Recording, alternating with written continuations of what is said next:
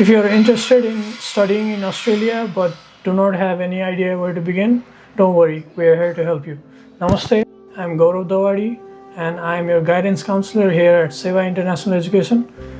हजुरको मनमा धेरै जिज्ञासा र क्वेशन्सहरु हुन सक्छ if you are starting new, but don't worry, we are going to do a series of videos that's going to explain about the student visa process to Australia and other countries as well. अहिले तपाईको free टाइममा हजुरले के गरिराख्नु भएको छैन भने अहिले हजुरको मेन टार्गेट भनेको चाहिँ IELTS अथवा आफ्नो इंग्लिश PT टेस्टमा चाहिँ राम्रो स्कोर लिएर आउने हुन सक्छ।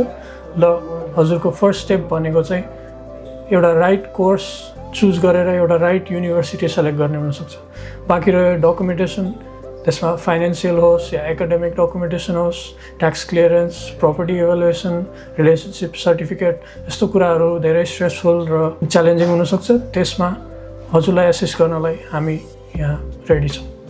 मैले अघि भने जस्तै हजुरको अहिलेको स्टेप भनेको हजुरको IELTS अथवा PT एक्जाम हजुरले जुन पनि प्रिपेयर गरिराख्नु भएको छ त्यसमा राम्रो ब्यान्ड स्कोर लिएर आउने हजुरको अहिलेको स्टेप।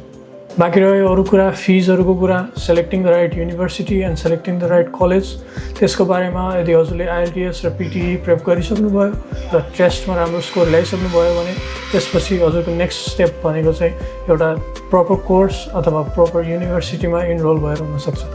हजुरले जुन कुनै कलेजमा एडमिसन लिएर हुँदैन, बट एउटा राम्रो युनिभर्सिटी अनि राम्रो कोर्स सेलेक्ट गर्नुभयो भने हजुरलाई फ्युचरमा धेरै हेल्प गर्छ र हजुरको करियर डेभलपमेन्टमा पनि धेरै हेल्प गर्छ। So in the next few days we're going to do a series of videos that's going to help you understand the process thoroughly. We're going to give out a lot of information regarding the student visa process to Australia, so stay tuned and subscribe to our channel. Thank you.